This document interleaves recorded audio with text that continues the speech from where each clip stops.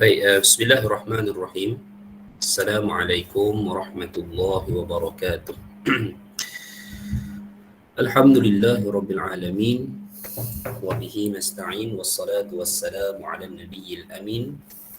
Nabiyyina Muhammad wa ala alihi wa sahbihi ajma'in. Rabbi shrah li sadri wa yassir li amri. Wahlul 'uqdatam min lisani yafqahu qawli wa la haula wa la quwwata illa billah amma ba'd. Baik, insya-Allah hadirin muslimat sekalian yang dirahmati lagi dikasihi Allah sekalian, alhamdulillah dapat kita bertemu pada minggu ini untuk pertemuan ketiga kita bulan ini, dan insya-Allah kita ada satu lagi pertemuan pada hari Khamis nanti ya, insya-Allah, untuk melengkapkan 4 pertemuan pada bulan ini. Kita akan sambung bacaan kita pada ayat yang ke-12 daripada surah Maryam, di mana ia menceritakan mengenai kisah ringkas kehidupan Nabi Allah Yahya alaihi salam. Baik, sebelum daripada itu kita sebut sedikit perbahasan yang lalu untuk kita tidak tertinggal train lah dalam istilahnya, iaitu apa yang telah kita bahaskan berkenaan dengan kisah Nabi Allah Zakaria alaihi salam, yang mana akhirnya dikurniakan anak iaitu Yahya, dan hubungan kekeluargaan Zakaria dengan Imran iaitu ayah kepada Maryam, ibu kepada Isa alaihi salam, seorang wanita yang sangat salihah, yang sangat taat ya kepada Allah, yang memelihara dirinya kepada Allah Taala. Akan ada pendetilannya dalam kisahnya selepas ini. Dan Maryam adalah antara wanita yang Allah nukilkan dalam Al-Quran, malah namanya disebut dengan jelas. Ya, ini adalah satu kelebihan bagi sesetengah individu, di mana nama-nama mereka itu disebut bukan saja kisah mereka, tetapi nama mereka itu disebut dalam Al-Quran. Bahkan para sahabat, Abu Bakar pun namanya tidak disebut. Sebutan Abu Bakar dalam Al-Quran hanya menggunakan kata ganti nama. Ya, antaranya izhuma fil ghar, ketika mana mereka berdua, yakni Rasulullah dan Abu Bakar, berada di dalam gua dalam surah Taubah. Tetapi ada certain figura-figura yang Allah letakkan nama mereka hatta menjadi nama surah, antaranya adalah Maryam, sedangkan dia bukanlah seorang lelaki, dia hanya seorang wanita, tetapi Allah memujinya ya kerana ketaatan dan sifat peribadi yang ada pada beliau. Ada penitilannya nanti insya-Allah selepas ayat yang ke-15. Maka hadirin mati Allah sekalian, tercapailah hasrat Zakaria alaihi salam untuk mempunyai anak demi tujuan supaya anak itu dapat menyambung legasinya, iaitu legasinya sebagai seorang nabi, memimpin kaum Bani Israel, kerana sudah menjadi satu kemestian bagi kaum Bani Israel untuk mereka memelihara agama mereka, terpelihara kekuasaan dan kekayaan mereka, kedudukan mereka, iaitu semestinya mereka punya seorang nabi untuk memimpin mereka. Without nabi, tanpa adanya nabi di sisi mereka, maka kaum Bani Israel akan menjadi satu kaum yang hina, apatah lagi tentang persoalan agama mereka. Maka dengan demikian, Imran juga sebelum itu mengharapkan zuriat anak lelaki. Imran ini ada khilaf sedikit lah, ada kata dia nabi, jadi dia juga mengharapkan anak lelaki untuk memimpin Bani Israel. Saya dah sebutkan sebelum ini bahawa kenabian dalam kalangan Bani Israel ini dia merupakan satu pewarisan. Jadi dikatakan pada masa itu keturunan nabi yang ada hanyalah Zakaria dan Imran. Jadi kedua-duanya mengharap anak lelaki untuk diwariskan kenabian memimpin Bani Israel.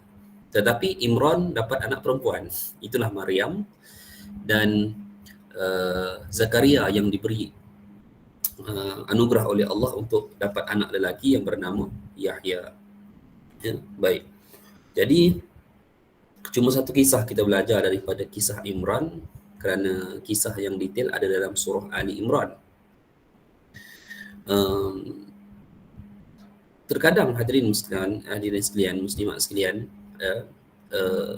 kemungkinannya ada beberapa situasi dalam kehidupan kita yang kita ini diuji ataupun diberikan ketetapan seperti Imran, mengharapkan zuriat lelaki tetapi diberikan anak perempuan. Mengharapkan sesuatu tetapi kita diberi sesuatu yang lain yang kita rasa tidak seperti apa yang kita harapkan, ya. Belajarlah daripada Imran, bahawa bila mana kita melihat Imran, walaupun ia berhajat kepada seorang anak lelaki, namun Allah memberinya anak perempuan, tetapi melalui anak perempuan itu Allah melahirkannya seorang zuriat seorang nabi, yang mana ia menjadi satu tanda kekuasaan Allah Azza wa Jalla, lahirnya tanpa seorang lelaki melalui anak perempuan Imran, melalui Maryam yang merupakan anak perempuan kepada Imran. Jadi di situ kita boleh belajar suatu perkara di mana kemungkinannya kita tidak berapa happy dengan sesuatu ketetapan yang Allah berikan kepada kita, sedang kita mengharap satu perkara yang lain. Tetapi apa yang datang daripada perkara yang Allah beri itu sebenarnya adalah lebih baik berbanding dengan apa yang kita harapkan sebelum itu. Jadi ini satu kaedah yang seharusnya kita tidak cuaikan dalam hidup kita, apabila kadang-kadang kita diberikan suatu perkara yang pada asalnya kita tak berapa happy kerana bukan daripada kehendak kita pada asalnya, ya. Baik. Jadi insya-Allah kita sampai kepada ayat yang ke-12. A'udzubillahi minasyaitonirrajim. Ya Yahya khudil kitaba biquwwah wa atainahul hukma sabiyya. Wahai Yahya, ambillah kitab ini dengan kuat, yakni pelajarilah kitab ini, yakni Taurat, dengan kuat. Wa atainahul hukma sabiyya, dan kami berikannya akan kebijaksanaan di waktu ia kecil. Jadi hadirin mati Allah sekalian, pertama sekali kita kena tahu bahawa kisah Yahya ni Allah tak cerita detail dalam Al-Quran. Puan-puan carilah dalam mana-mana surah menceritakan tentang kisah Yahya. Hampir tidak ditemui melainkan apa yang sedang kita baca ini. Jadi sebenarnya kisah Yahya ni tak berapa jelas dalam Al-Quran. Kalau kita base kepada penceritaan Al-Quran, Yahya ni seperti mana hilang begitu sahaja. Lahir, kemudian hilang begitu sahaja. Namun ada pendetailan cerita dalam riwayat Israiliyat. Itu memang ada. Saya tidak nafikan. Ya. Baik, dan ianya dibawa oleh Al-Imam Ibn Kathir secara panjang lebar dalam kitab beliau Qasasul Anbiya, kisah para nabi. Bagaimana pendirian kita kepada riwayat Israiliyat? Seperti mana saya katakan, kita bersandar kepada hadis Nabi. Nabi kata hadithu an Bani Israil wa haraj. Nabi kata kisahkanlah apa yang kamu dapati daripada Bani Israel, wala haraj, tak menjadi apa-apa kesalahan. Maknanya ada satu keizinan daripada Nabi SAW untuk kita bawa riwayat-riwayat Israiliyat ini dalam penceritaan. Dan selagi mana ianya tidak kita kata bertentangan dengan soal akidah yang usul, ya, dan juga syariat kita. Jadi ada kepentingannya sebenarnya di situ. Apa sudut kepentingan dia? Kerana kita dapat mengetahui sesuatu perjalanan seorang Nabi itu dan berserta dengan ibrahnya. Boleh jadi kisah itu benar, boleh jadi kisah itu, dia sebabnya macam ni puan-puan kena faham, Israiliyat ni dia ada sanad juga, macam hadis Nabi. Jadi kisah Israiliyat ini boleh dinilai periwayatan itu sahih atau tidak. Boleh, ya. Maknanya bukan Israiliyat ini totally tertolak. Dia ada dia punya sanad dia. Cuma sanad dia tu tak sampai kepada Nabi. Sebab bukan Nabi yang cerita. Sebab itu dipanggil Israiliyat. Iaitu apa? Iaitu sanadnya itu sampai kepada periwayat mahir dalam kalangan Bani Israel. Gitulah. Jadi kita boleh baca, kita boleh nukilkan, cuma kita lihatlah mana-mana kisah-kisah yang sehingga ke tahap menjatuhkan kredibiliti para nabi, maka di situ kita Q lah, kita KIV lah. Maknanya mungkin di situ ada manipulasi tertentu daripada tangan-tangan orang Yahudi, sedangkan kitab mereka pun mereka manipulate. Apatah lagi kisah-kisah terhadap nabi-nabi mereka. Jadi apa yang saya nak bawa kepada perempuan ni adalah sedikit kisah Nabi Yahya alaihi salam dalam periwayatan Israiliyat yang dibawa oleh Al-Imam Ibn Kathir dalam Qasasul Anbiya. Dalam tafsir Ibn Kathir, siapa yang ada dia tak detailkan lah, ya. Baik. Pertamanya Yang ini dia relate dengan Al-Quran, sama. Saya bawa beberapa kisah yang kalau ianya relate dengan Al-Quran, saya akan beritahulah. Yang pertamanya adalah Yahya ini dijadikan Nabi sejak daripada kecil. Dan ini berkena dengan ayat ke-12 yang sedang kita baca, wa atainahul hukma sabiyya. Dan kami telah memberikannya akan hikmah. Hikmah dalam Al-Quran salah satu maknanya adalah makna kenabian. Ya. Bukan semua tempat lah, tetapi ada beberapa tempat dalam Al-Quran hikmah, wa atainahul hikmata, dalam beberapa ayat yang lain kami telah memberikannya hikmah. Hikmah maksudnya kebijaksanaan, dengan maksud lain kenabian. Allah menjadikan seseorang itu nabi. Jadi di mana Allah menyatakan Allah memberinya hikmah kepada Yahya as-Sabiyya dalam keadaan dia kanak-kanak, maka di sini menunjukkan bahawa Nabi Yahya ini telah dijadikan sebagai seorang nabi sewaktu ia kanak-kanak. Dan ada riwayat di mana Yahya menyebutkan, tidak aku dijadikan untuk bermain. Jadi sebab itulah Allah menyatakan dalam ayat-ayat sebelum yang dah kita baca, lam naj'al lahu min qablu samiyya. Kami tidak menjadikan Yahya ini sesiapa pun kanak-kanak seperti dia, kata Allah kepada Zakaria. Maknanya Allah minta Nabi Zakaria alaihissalam, kamu kena ready, kamu kena make a preparation lah, kamu kena buat satu preparation, kamu kena ready bahawa anak kamu ni nanti kamu jangan tengok pelik kalau dia tidak bermain.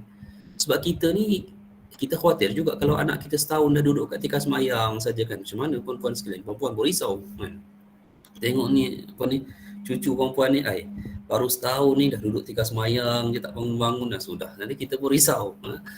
Sebab kita, agama ini dia bukan satu benda yang bergerak di atas keajaiban. Ya. Kita nak normal keadaan dia, hidup sebagai seorang yang baik. Tapi hadirin sekalian, itulah peringatan Allah kepada Zakaria. Dan ternyata sejak daripada kecil, Nabi Zakaria ini telah pun mempelajari kitab Taurat dengan baik. Ya, baik. Wa hananan min ladunna wa zakah wa kana taqiyya. Dia mendapat kasih sayang daripada sisi kami, kata Allah, wa zakah, dan dia disucikan daripada dosa. Satu pendapat menyatakan bahawa Yahya ini antara kelebihannya orang yang terkecuali daripada kaedah kullu bani Adam khata'un. Setiap daripada anak Adam melakukan kesilapan, maka maka Yahya terkecuali daripada kaedah itu. Maksudnya dia adalah seorang manusia yang Allah jadikan tidak pernah melakukan sebarang kesalahan. Allahu a'lam. Ya. Baik. Wa barran biwalidayhi wa lam yakun jabbaran 'asiyya. Ya, baik. Hidup dia sebagai seorang yang taat kepada ibu bapanya, berbakti, dan dia tidak dijadikan sebagai seorang yang jabbar, seorang yang menunjukkan keangkuhan kekuasaannya, 'asiyya, dan juga seorang yang ingkar. Wa salamun 'alaihi yauma wulida wa yauma yamutu wa yauma yub'atsu hayya. Dan keselamatan ke atasnya pada hari ia dilahirkan, pada hari ia mati, dan pada hari ia dibangkitkan kembali. Baik, hadirin sekalian, satu riwayat menyatakan bahawa Yahya ini lahirnya seiring dengan kelahiran Maryam. Ada detail dalam riwayat Israiliyat menyatakan selang 3 hari. Tapi tak pentinglah soal itu. Yang pentingnya mereka ini satu batch, sebaya. Lahirnya itu pada waktu, sekalipun kalau tidak 3 hari itu, kita ambil pada waktu yang lebih kurang tahun yang sama dengan kelahiran Maryam. Sebab Yahya lahir dalam keadaan Maryam tak ada. Maryam sudah keluar daripada perkampungan ataupun tempat Nabi Allah Zakaria alaihi salam. Ini antara perkara yang kita maklumlah. Ya.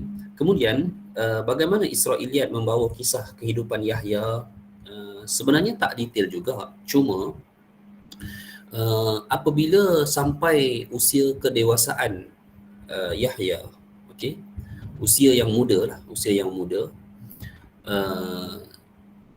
pada masa itu kaum Bani Israel mula mengamalkan satu perbuatan, iaitu berzina dengan ahli keluarga sendiri. Apa maksudnya? Maksudnya, bahasa kita panggil sumbang mahram. Okey. Apa ertinya? Mereka mula berkahwin sesama ahli keluarga, ataupun mereka mula mengamalkan perkahwinan sesama mahram atas beberapa sebab. Ada yang menyatakan kerana kekayaan mereka. Jadi mereka tak mahu kekayaan keluarga mereka itu lepas kepada keluarga yang lain. Maka berlakulah perkahwinan sumbang mahram itu. Ya. Baik. Dalam kisah riwayat Israiliyat ini saya ceritakan sajalah, ya. Baik. Memang ada pun riwayat ini, tapi Israiliyat lah, begitulah kita nak ceritakan sebab dia tak ada Quran dan hadis, tak detailkan sangat benda tu. Boleh jadi cerita ni benar kerana dia ada relate lah dengan beberapa ayat Al-Quran yang lain. Iaitu pada masa itu, walaupun Bani Israel tidaklah mempunyai satu empire besar, tetapi dia ada kerajaan dan dia ada raja dia pada masa itu. Dan rajanya ini mengiktiraf Nabi mereka pada masa itu adalah Zakaria, Yahya, dan kemudian hadirin sekalian, raja itu terlibat dengan satu isu bila mana dia berkahwin dengan seorang perempuan yang mana perempuan itu membawa anak. Jadi raja ni ada anak tiri perempuan. Anak tiri dalam hukum kita, termasuk hukum Bani Israel, sama sahaja. Dia dikira mahram. Dia dikira seperti anak betul. Tetapi entah bagaimana raja ini minat kepada anak tirinya. Ini begitu. Dalam keadaan mak dia pula, isteri kepada raja tu, macam beri green light. Tak kehodoh bunyinya tu. Tapi nak kata macam mana? Kan, itulah. Kalau benarlah kisah itu yang terjadi. Jadi rupanya kedua-dua lelaki, kedua-dua mak dan anaknya ini, ya, mereka ini ada dendam ataupun ada isu ke atas Nabi Yahya alaihi salam, ya. Sebab itulah emaknya pada asalnya berpura-pura tidak mengizinkan suaminya itu berkahwin dengan anak tirinya itu. Begitu. Dia berpura-pura. Dia kata tak boleh. Mana boleh? Ini adalah anak kamu. Ini anak aku. Tapi dalam masa yang sama, emaknya dia deal dengan anak perempuan dia. Dia kata apa? Kalau kamu nak membenarkan raja ataupun ayah tiri kamu mengahwini kamu, maka kamu kenakan syarat maharnya adalah kepala Yahya bin Zakaria. Ini boleh dapatlah kisah ni dalam beberapa nukilan Israiliyat. Wallahu alam. Dan raja pada masa itu telah tak fikir panjang kerana kecintaan hawa nafsu serakahnya yang telah dihasuti syaitan terhadap anak tirinya itu, maka dia telah mengarahkan supaya Yahya dibunuh. Maka demikianlah hadirin mati Allah sekalian, pendapat paling kuat menyatakan bahawa Yahya adalah salah seorang daripada Nabi Bani Israel yang dibunuh oleh kaumnya sendiri. Hampir disepakatilah isu tersebut. Cumanya ada satu certain pendapat kecil menyatakan dalam ayat ke-15 apabila Allah menyatakan wasalamun alaihi yauma wulida wa yauma yamut, dan keselamatan ke atasnya ketika mana ia lahir dan ketika mana ia mati. Jadi ada certain pendapat menyatakan tak benar Yahya kena bunuh sebab Allah kata keselamatan ke atasnya pada hari ia lahir dan pada hari ia mati. Jadi dibantah juga oleh certain yang lain, itu tidaklah menunjukkan bahawa Yahya tidak dibunuh. Dia kata macam tu, tetapi wasalamun itu keselamatan, kesejahteraan di sisi Allah. Maknanya Allah meredai di hari dia lahir, di hari kematian dia, dan di hari dia dibangkitkan nanti.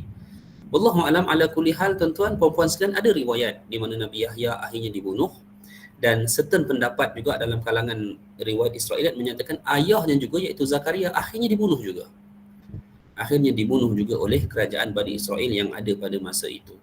Jadi saya tak pastilah, tapi zaman saya ingatlah, zaman puan-puan sekolah dulu kalau pengajian Islam ada kisah ini, sebab saya pernah jumpa dalam buku pendidikan Islam sirah Kementerian Pelajaran lah, tahun berapa saya tak ingat. Saya ingat dalam 80-an buku tu. Jadi ada mungkin puan-puan yang sekolah menengah hari dulu tahun 80-an kan. Jadi saya ingat ada kisah Nabi Zakaria itu dibelah dalam pokok. Saya pernah baca. Itu sebenarnya memang ada riwayat itu. Riwayat itu memang ada. Cumanya dia tak bersandar kepada hadis Nabi lah. Dia bersambung kepada sanad Israiliyat. Wallahu alam. Cuma Quran juga menyatakan, hadirin sekalian, ya, Quran juga menyatakan bahawa antara kerosakan yang dilakukan Bani Israel adalah wa yaqtulunal anbiya'a bighairi haqq, di mana mereka membunuh para nabi mereka tanpa alasan ataupun tanpa sebab yang benar. Jadi Bahkan ada riwayat menyatakan ratusan sebenarnya nabi yang mereka bunuh, sehinggalah nabi-nabi terakhir generasi mereka iaitu Zakaria dan Yahya. Baik. Ya, okey puan-puan sekalian. Jadi apa pun kita bincang ni, kita kena tahulah bahawa kisah Nabi Zakaria, Yahya dan Isa ini merupakan nabi terakhir dari legasi Bani Israel. Awal nabi mereka siapa? Yaqub, yakni induk mereka. Kemudian Yusuf, Musa, Harun apa semula, itu awal Bani Israel. Kemudian sampai ke zaman pertengahan mereka, iaitu puncak kegemilangan mereka, zaman Nabi Samuel, zaman Nabi Daud, zaman Nabi Sulaiman. 3 orang. Dan disitulah mereka berdiri di puncak kemegahan mereka. Kerajaan yang dibina oleh Daud dan Sulaiman alaihi salam. Zaman pertengahan Bani Israel. Dan zaman pengakhiran penghujung adalah Zakaria, Yahya dan Isa alaihi salam. Dan Isa adalah nabi terakhir dari kalangan Bani Israel. Ya. Baik. Okey, puan-puan sekalian, setakat ni ada soalan? Kerana sebelum kita masuk ke ayat seterusnya, insya-Allah.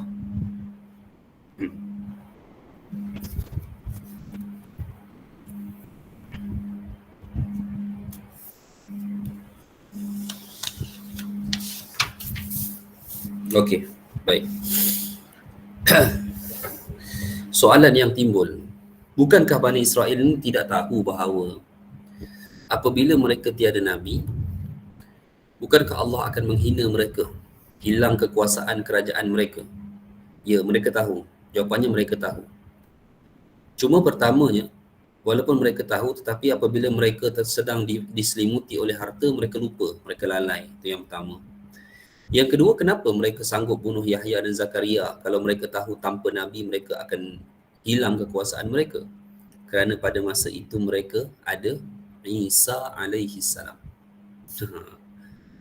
Kerana mereka ada Isa alaihi salam. Jadi mereka kata, tak apalah, bunuh Zakaria, bunuh Yahya pun okey.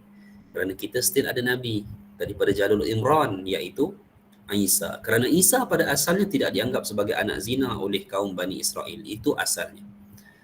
Okey. Cuma kalau perempuan tanya, apa pendirian Yahudi hari ini terhadap Isa? Pertamanya mereka akan kata Isa seorang anak zina. Satu. Yang keduanya mereka akan kata Isa adalah seorang Yahudi yang sesat. Dua. Jadi jumpa orang-orang Yahudi ortodoks di Israel ataupun di mana-mana tempat di atas muka bumi ini, di US ke di mana, yang mengamalkan ajaran kitab lah, ajaran ortodoks, mereka akan kata sama je. Mereka akan kata Isa seorang anak zina, dan mereka akan kata Isa adalah seorang Yahudi yang sesat kerana ia menyimpang daripada kitab Taurat kami. Itu jawapan mereka. Okey. Baik, jadi kita akan kisahkan bagaimanakah keadaan itu berlaku. Hadirin mati Allah sekalian, ya. Sebelum tu, kita kena clarify beberapa perkara. Agama Kristian yang ada pada hari ini tidak ada kaitannya sama sekali dengan Isa alaihi salam. Tak ada perkaitan langsung sama ada Koptik, Katolik ataupun Protestan lagilah. Itu lagilah muncul. Protestan tu bukan Kristian pun sebenarnya. Ya, baik, sekular lah, Kristian sekular. Ya, sama ada Katolik ataupun Koptik. Because mereka tak kata mereka Kristian. Kalau mereka tu Katolik, mereka akan kata I'm Catholic. Begitu. Kalau Koptik, dia Koptik lah. Sebab apa? Dia tidak mau iktiraf antara satu sama lain. Ya, tidak mau iktiraf antara satu sama lain. Jadi kenapa saya katakan bahawa ajaran Kristian itu tidak ada relate langsung dengan Isa alaihi salam, kerana ia muncul 300 tahun selepas Allah mengangkat Nabi Isa alaihi salam. Okey? Baik. Jadi itu sejarahnya saya akan detailkan insya-Allah. Cuma kita akan baca dahulu kisah Maryam alaihi salam pada petang ini insya-Allah. Ya. Bermula dengan ayat yang ke-16. A'udzubillahi minasyaitonirrajim. Wazkur fil kitabi Maryam idin tabadat min ahliha makanan syarqiyya.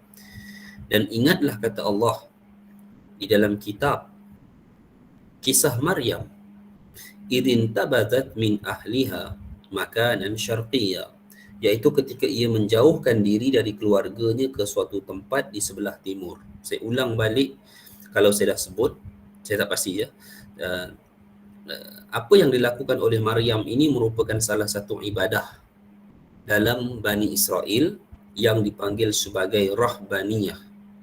Kalau umat Islam kita ada haji, kalau Bani Israel dia ada rahbaniyah, iaitu ibadah di mana apabila seseorang itu sampai usia kedewasaannya, dia perlu melakukan rahbaniyah dengan cara keluar daripada kawasan pemukimannya, kemudian membina sendiri tempat ibadahnya dan beribadah di situ untuk satu tempoh. Ada satu pendapat kata selama 1 tahun. Kalau perempuan pernah dengar kisah Juraij, pernah dengar tak kisah sahih ni Juraij? Juraij ni kisah salah seorang budak yang bercakap. Juraij ni dia buat macam tu lah, dia pergi tahanus, maksud dia pergi rahbaniyah. Juraij ni dia taat pada ibu dia. Juraij ni dia anak yang soleh, dia sangat taat kepada ibu dia. Cuma dia minta izin dengan ibu dia sampai masa saya nak pergi melakukan rahbaniyah.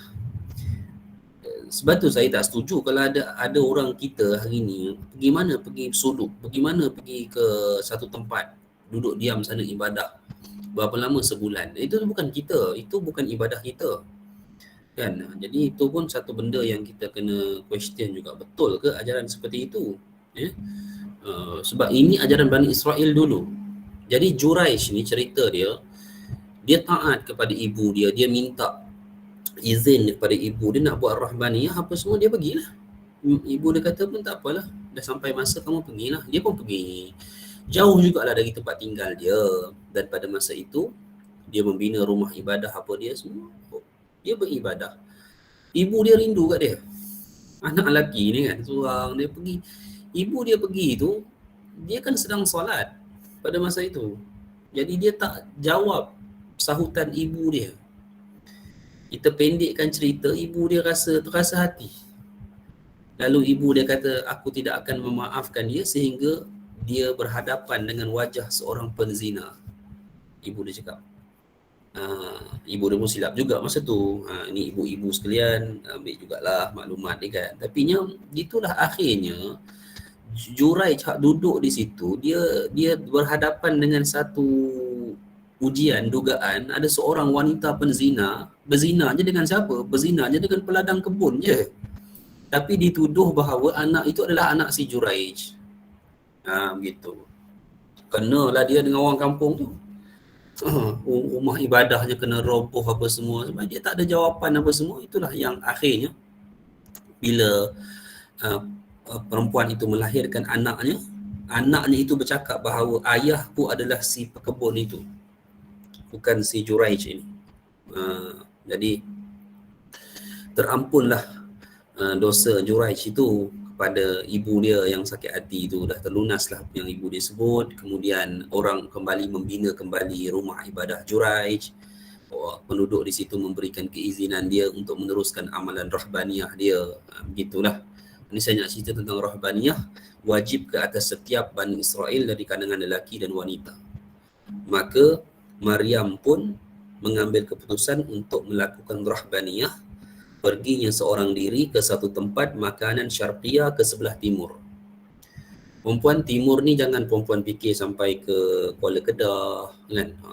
Maknanya fikir timur ni sampai ke mana? Sampai ke tanah Melayu. Tak, janganlah sampai begitu kita fikir jauh sangat. Ya, sampai ke Jepun lah, sampai ke tanah Melayu, sampai ke Nusantara, sampai ke Indonesia. Baliklah kepada asal kisah kita. Asal kisah kita, cerita Nabi Zakaria, Nabi Yahya, Maryam ni di Baitul Maqdis. Di mana Baitul Maqdis? Itulah Baitul Maqdis Al-Aqsa tu. Maryam mengambil tempat ke sebelah timur.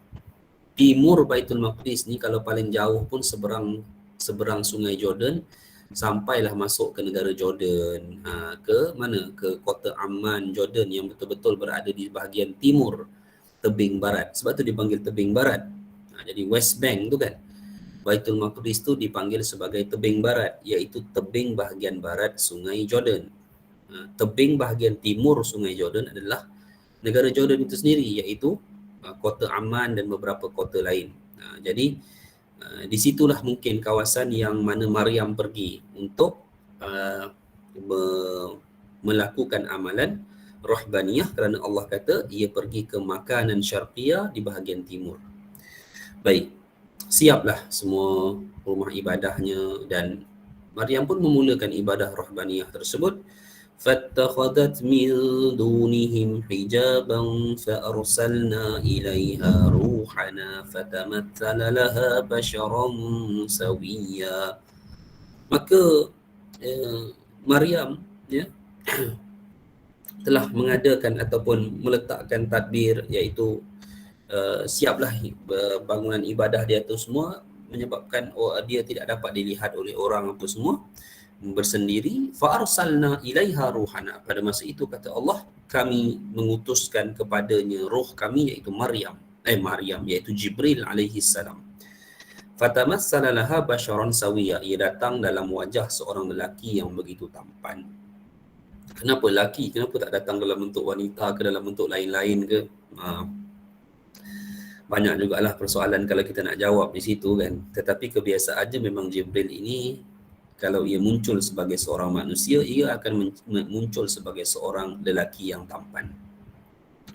Kalau zaman Nabi, kalau dia muncul itu, dia muncul sebagai apa nama dia, Dihyah. Ini ada seorang sahabat kacak sangatlah, yang terlalu kacak Dihyah ni, dan wajah dia lah yang selalu menjadi pilihan Jibril alaihi salam ketika muncul sebagai manusia di hadapan Nabi sallallahu alaihi wasallam. Baik. Fatamassala laha basharan sawiya, dia muncul sebagai seorang lelaki yang sangat tampan di hadapan Maryam. Maryam langsung memilih, menyatakan qalat inni a'udzu birrahmani minka in kunta taqiyya. Maryam terus menyatakan, sesungguhnya aku berlindung dengan Ar-Rahman, yakni Allah, daripada kamu. In kunta taqiyya, sekiranya kamu adalah daripada kalangan orang bertakwa. Ya, maksudnya apa? Tak ada, Maryam hanya dengan seorang lelaki saja pada masa itu, Jibril. Ya. Maryam langsung minta perlindungan daripada Allah. Dan di sini satu kaedah perempuan sekalian, bila kita diuji dengan sesuatu perkara yang buruk, kita ucapkan a'udzu billahi minasyaitonir rajim, begitu. Ya. Kenapa? Ya. Itulah sebaik-baik bacaan ketika kita memerlukan perlindungan daripada Allah Ta'ala.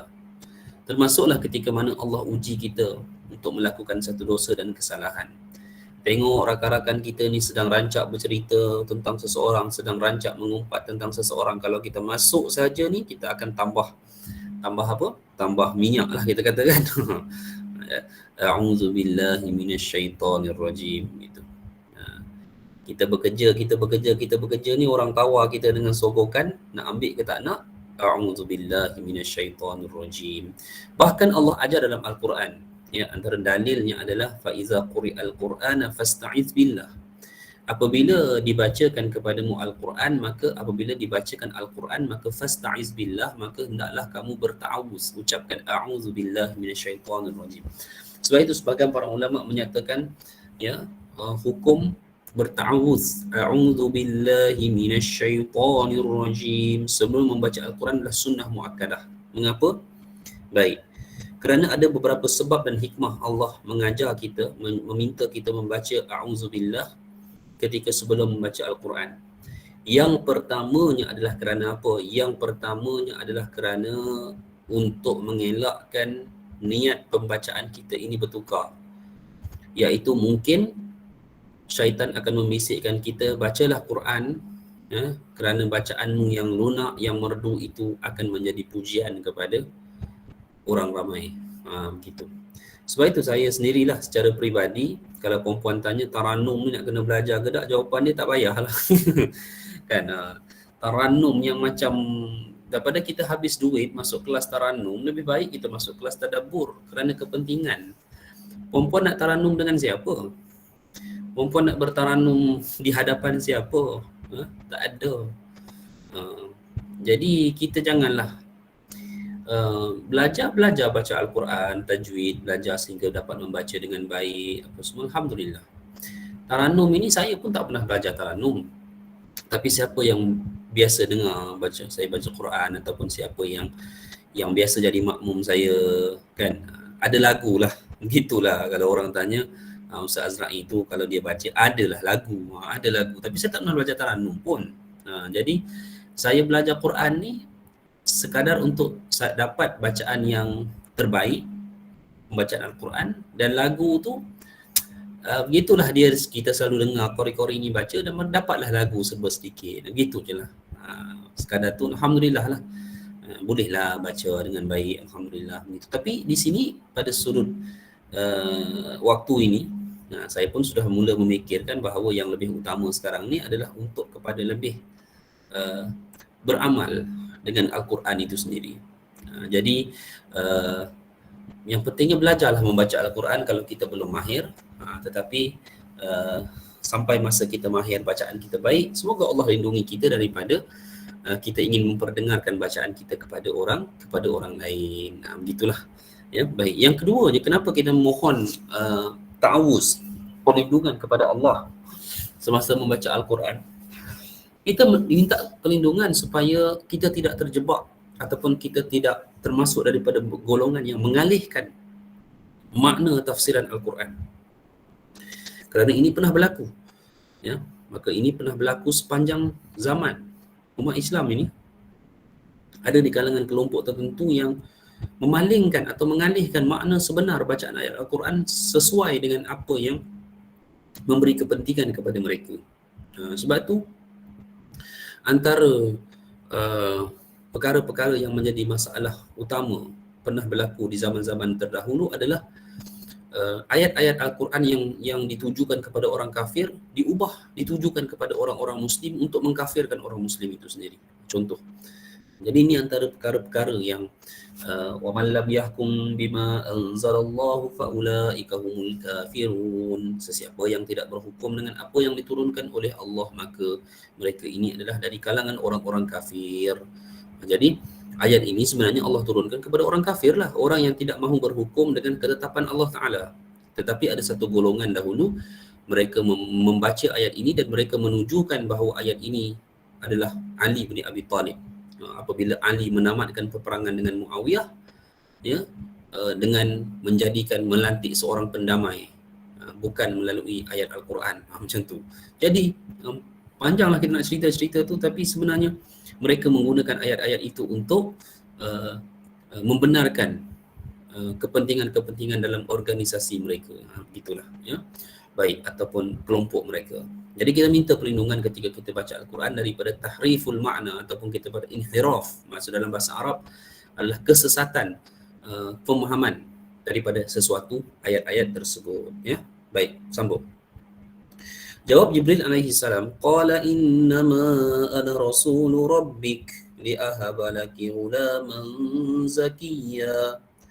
Kata Jibril, aku ini hanyalah seorang utusan Tuhanmu yang datang kepada kamu untuk memberikan khabar kamu akan mendapat seorang ghulaman zakiyah, seorang anak lelaki yang suci. Baik. Qalat anna yakunu li ghulamun wa lam yamsasni basharun wa lam aku baghiya. Lalu telah berkatalah Maryam mempersoalkan, bagaimana aku boleh ada seorang anak sedangkan tidak ada mana-mana bashar, lelaki yang pernah menyentuhku, walam aku baghiyah, dan aku pula tidak pernah berlaku buruk sepanjang hidup aku. Rupanya Allah dah beri jawapan awal-awal kepada Jibril. Nanti soalan ni akan naik.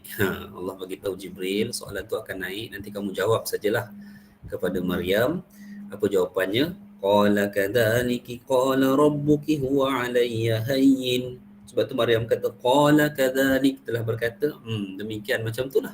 Memang menunjukkan bahawa soalan itu sudah dijangka, ya. Demikianlah kata Jibril, Tuhanmu telah jawab, Tuhanmu telah berkata wa alayya hayyinun, apa yang kamu persoalkan itu merupakan satu perkara yang amat mudah di sisi dia. Walinaj'alahu ayatan linnasi wa rahmatan minna. Dan Allah menjadikan, Tuhanmu menjadikan apa yang bakal terjadi kepada kamu nanti, ya, sebagai satu ayatan linnas, sebagai satu tanda bagi manusia dan rahmat daripada kami, kata Jibril, ya. Wa kana amran maqdiya, wahai Maryam, apa pun yang kamu cuba persoalkan, ini merupakan suatu amran maqdiyah, merupakan suatu perkara yang telah pun Allah putuskan. Tak boleh nak adjust dah. Allah telah menetapkan yang demikian itulah keadaannya. Baik, para hadirin sekalian, insya-Allah. Ya. Jadi apa yang berlaku kepada Maryam ketika ini, ya, adalah suatu ujian Allah kepada Maryam yang pertamanya. Kemudiannya apa yang berlaku pada Maryam pada saat kita baca kisahnya ini, hadirin sekalian, itu masih ada hubung kaitnya dengan kita kerana Allah menangguhkan kematian Isa alaihi salam. Cerita Isa ni belum habis. Satu-satunya cerita para nabi yang belum tamat dalam Al-Quran adalah Isa alaihi salam. Ya. Maksudnya belum tamat tu apa? Maksudnya Quran dah cerita dah. Tapi kisah seorang nabi yang belum tamat adalah kisah Isa. Kerana kisah Isa tergantung, sudah 2000 tahun tergantung. Ya, 2000 tahun sudah kita berlalu daripada zaman Allah mengangkat Isa, dan mengikut hitungan hari akhirat, kalau masa keberadaan Isa di langit itu tidak dinisbahkan kepada dimensi dunia, maka Isa ini baru berada di langit selama 2 hari saja. 2 tahun, 2000 tahun, 2000 tahun, 1000 tahun sama dengan 1 hari akhirat, ataupun 1 hari yang bukan dimensi dunia, maka baru 2 hari lah Nabi Isa akan turun dan menyelesaikan tugasnya yang tergantung dahulu. Baik. Dan Quran menceritakan kelahiran Isa alaihi salam kerana di situ ada tanda bagi manusia, berupa satu perkara yang manusia kena lihat, bahawa bila mana Allah menghendaki sesuatu terjadi, sains tidak dapat membuktikan perkara itu. Sebab tu berimannya kita kepada sains ini ada hadnya. Takut kita terlalu meletakkan sains mesti menang dan menjuarai sesuatu. Boleh jadi sampai satu masa, ia boleh jadi, boleh saja terjadi, walaupun kita kata takkanlah, tapi boleh saja terjadi. Ya, di mana masalahnya, mungkin sampai satu masa kita boleh menolak isu Isa, kerana sains tak boleh buktikan tanpa adanya lelaki boleh hamil seorang wanita. Baik, tapi sebab itulah kalau perempuan tengok kisah kelahiran Nabi SAW tak ada pun dalam Al-Quran, kerana dia normal, baginda lahir secara normal. Tapi kisah yang agak ajaib Allah letakkan kerana ia merupakan tanda kekuasaannya, iaitu kisah kelahiran Isa alaihi salam. Tapi daripada sudut itu pun kita pun kena ingat juga bahawa bukanlah satu keajaiban bagi Allah. Keajaiban bagi kita, tapi bukan keajaiban bagi Allah, kerana Allah menciptakan Adam tanpa ayah dan ibu. Sedangkan Allah menciptakan menciptakan Isa hanya tanpa ayah. Ibunya masih ada. Maka penciptaan manusia itu sendiri telah menunjukkan keajaiban dan kekuasaan Allah Azza wa Jalla. Begitulah. Ya, baik hadirin muslimat sekalian, insya-Allah kita sambung sedikit lagi daripada kisah Maryam ini, ya. Baik. Okey, ataupun saya bacakan sedikitlah apa yang dinukilkan oleh Al-Imam Ibn Katsir dalam syarahnya ini, insya-Allah. Ketika Allah telah menceritakan kisah Zakaria alaihi salam, bahawa di saat keadaan masa tuanya dan kemandulan isterinya, dia diberi oleh Allah seorang anak yang pandai, suci, barakah. Allah menyambung firman-Nya dengan kisah Maryam yang diberikan seorang putera, iaitu Isa alaihi salam tanpa ayah. Kerana di antara kedua kisah tersebut memiliki kesesuaian dan kesamaan. Untuk itu cerita keduanya yang terdapat di dalam surah Ali Imran, surah ini dan surah Al-Anbiya pun ada juga, diseiringkan kerana kedekatan antara keduanya dalam pengertian agar menunjukkan kepada hamba-hambanya tentang kekuasaan dan keagungan kerajaannya, serta dialah yang maha kuasa atas setiap sesuatu. Saya petik sedikit dalam surah Al-Anbiya, ya puan-puan sekalian, tentang Zakaria ini. Siapa yang ada mencatat itu boleh ambil nombor ayatnya, iaitu pada ayat 89 hingga 91. Ayat 89 hingga 91 surah Al-Anbiya. 3 ayat saja. Allah menyatakan, wa Zakaria iz nada rabbahu rabbi la tadharni fardan wa anta khairul warithin. Allah kata, dan Nabi Zakaria alaihi salam ketika mana ia berdoa menyeru kepada Tuhannya, wahai Tuhanku, janganlah engkau tinggalkan aku sendirian. Wa anta khairul warithin, sedangkan engkau merupakan sebaik-baik pewaris, maknanya orang yang memberi waris keturunan. Fastajabna lahu wa wahabna lahu Yahya wa aslahna lahu zawjah. Fastajabna lahu, kata Allah, maka kami kabulkan permintaan Zakaria dan kami berikan kepadanya Yahya, yakni anaknya, wa aslahna lahu zawjah, dan kami telah perbaiki isterinya. Iaitu kan isterinya mandul tu Allah telah repair ke? Repair pula kan. Allah telah perbaikilah, Allah telah pulihkan kekurangannya itu. Innahum kanu yusari'una fil khairati wa yad'unana raghaban wa rahaba. Apa Allah kata? Sesungguhnya mereka ini adalah daripada kalangan orang yang bersegera dalam membuat kebaikan dan mereka berdoa kepada kami dengan penuh pengharapan. Itu para ulama kata orang yang tidak dikurniakan zuriat hendaklah dia segera beristighfar dan banyak segera memberi sedekah. Allahu a'lam apa kaitannya di situ. Ya, ada banyaklah puan-puan sekalian amalan-amalan sahih dalam hadis ni yang mungkin kita belum terjawab dan rungkai. Antaranya hadis yang dibacakan dalam khutbah Jumaat baru-baru ini. Sesiapa yang ingin umurnya, sesiapa yang ingin umurnya dipanjangkan, maka hendaklah ia menghubungkan silaturahim. Kan?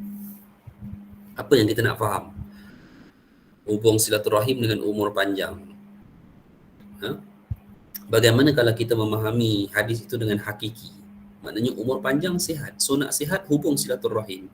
So zaman Nabi, macam mana kita nak hubung silaturahim zaman Nabi? For sure dengan kita bertemu, ziarah.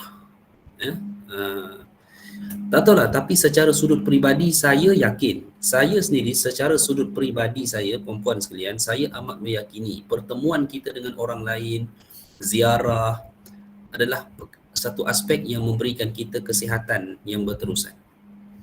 Sebab saya lihat sendiri dalam tempoh PKP, ya, agak lama juga tak ada saya jumpa ahli keluarga saya yang setahun lebih tak jumpa orang, paranoid, takut, tak jumpa siapa-siapa. Bila saya pergi balik, saya tengok kesihatan mereka merosot secara mendadak. Saya tak tahulah faktor apa. Tapi saya lihat dengan diri saya sendiri, memang saya tengok orang yang selepas PKP apa semua lama tak jumpa orang, dia jadi lain. Dia jadi macam kesihatannya banyak berkurangan. Ya, mungkin ialah tak ada siapa ziarah, dia pun tak ziarah orang, tak bertemu dengan orang, begitu. Sebab tu kita hidup ni kita kena ada kemasyarakatan, kita kena bertemu dengan orang, kita berjumpa dengan orang, kita bersembang. Istilahnya kita melepak, tak apalah melepak pun, janji adalah perkara-perkara yang dibualkan, yang memberikan daripada satu seginya, Allahu'alam, Nabi kata sesiapa yang ingin umurnya panjang, maka hendaklah dia ataupun sesiapa yang ingin dipanjangkan usianya, maka kata Nabi, hendaklah dia menghubungkan silaturahim. So macam mana kita nak kata menghubungkan silaturahim? Lalu base kepada apa yang Nabi cakap, di zaman baginda adalah bertemu, adalah menziarahi. Sebab itu bagi saya tak padan sebenarnya ganti dengan kita boleh call, kita boleh video call dan sebagainya, tetapi tetap tidak sama dengan kita menziarahi seseorang itu, ya, dengan keadaan ataupun dengan secara fizikalnya. Begitulah. Baik. Dan Allah menyatakan wa kanu lana khashi'in, kata Allah, ya, dan mereka adalah orang-orang yang khusyuk kepada kami, ya, begitu. Dan ayat 91 wallati ahsanat farjaha fanafakhna fiha min ruhina waj'alnaha wa banaha ayatan lil alamin. Dan ingatlah kisah Maryam yang memelihara kehormatannya. Allah kata, lalu kami tiupkan roh daripada kami ke dalam tubuhnya. Kami jadikan dia dan anaknya sebagai tanda kebesaran Allah bagi seluruh alam. Adakah dah berakhir cerita anaknya itu, iaitu Maryam, sebagai tanda kebesaran alam? Belum lagi. Kerana kita akan lihat pula nanti kekuasaan, kebesaran Allah, bagaimana Allah menurunkan Isa alaihi salam kalau kita dipanjangkan usianya. Orang putih ni pandai, dia nak avoid benda-benda macam ni, dia nak main manipulate pemikiran kita, dia buat cipta alien turun, alien ini, kita pun letak dalam kepala kita alien sampai Nabi Isa turun betul pun nanti kita kata alien. Kan? Baik. Jadi akan ada lagi peristiwa-peristiwa yang akan membuktikan Isa alaihi salam itu sebagai tanda kebesaran Allah bagi seluruh alam ini. Baik, insya-Allah. Hadirin mati Allah sekalian. Sesungguhnya Allah menyebutkan kisah kelahiran beliau dari ibunya dari surah Ali Imran. Ya. Jadi ini kisah siapa tu? Kisah kelahiran Maryam, bukan kelahiran Isa, kelahiran Maryam. Ibu menazarkan sebagai muharrarah, iaitu orang yang berkhidmat di Masjid Baitul Maqdis. Maknanya ibu Maryam, Hannah, isteri kepada Imran, telah pun bernazar, anak nanti kami akan jadikan muharrarah, iaitu orang yang berkhidmat kepada Baitul Maqdis. Maksudnya macam Tok Siak lah. Macam tu bahasa kita hari ni. Orang yang menguruskan Masjid Baitul Maqdis. Ya? Baik. Di mana dahulu mereka bertakarub dengan cara demikian, fataqabbalaha rabbuha biqabulin hasanin wa anbataha nabatan hasana, maka Rabbnya menerima sebagai nazar dengan penerimaan yang baik dan mendidiknya dengan pendidikan Islam. Jadi bernazar sesuatu untuk berkhidmat kepada Baitul Maqdis adalah salah satu daripada kaedah mendekatkan diri pada Allah dalam kalangan Bani Israel. Baik, beliau tumbuh di kalangan Bani Israel dengan terhormat. Beliau adalah salah seorang wanita ahli ibadah yang tekun ibadah lagi terkenal, dan beliau seorang gadis muda yang tidak bersuami. Beliau berada dalam pemeliharaan suami saudaranya, iaitu Zakaria, salah seorang nabi dari kalangan Bani Israel serta pembesar yang dijadikan tempat bertanya dalam masalah agama. Mufti lah kira, macam tu zaman tu. Nabi yang merupakan seorang mufti bagi kalangan Bani Israel. Jadi cerita Maryam ini seperti mana yang telah pun saya ceritakan pada perempuan sebelum ini. Ya, jadi insya-Allah untuk pertemuan yang akan datang kita akan lihat bermulalah kehamilan Maryam alaihi salam, ya, ketika mana ia berada di tempat tersebut, ya, tempat beliau melakukan ibadah rahbaniyah tersebut, ya. Baik. Jadi insya-Allah hadirin mati Allah sekalian, ada sebarang persoalan, pertanyaan, insya-Allah kita tamat di sini dulu.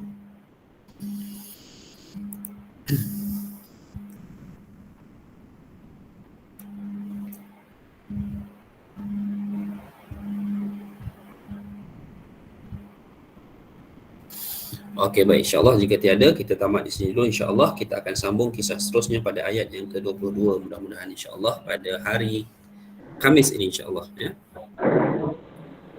Baik. Jazakumullah khairan. Aqulu qawli hadza wa astaghfirullah. Assalamualaikum warahmatullahi wabarakatuh. Terima kasih Ustaz. Terima kasih Ustaz. Masya-Allah. Terima kasih Ustaz. Assalamualaikum warahmatullahi wabarakatuh. Jazakallah.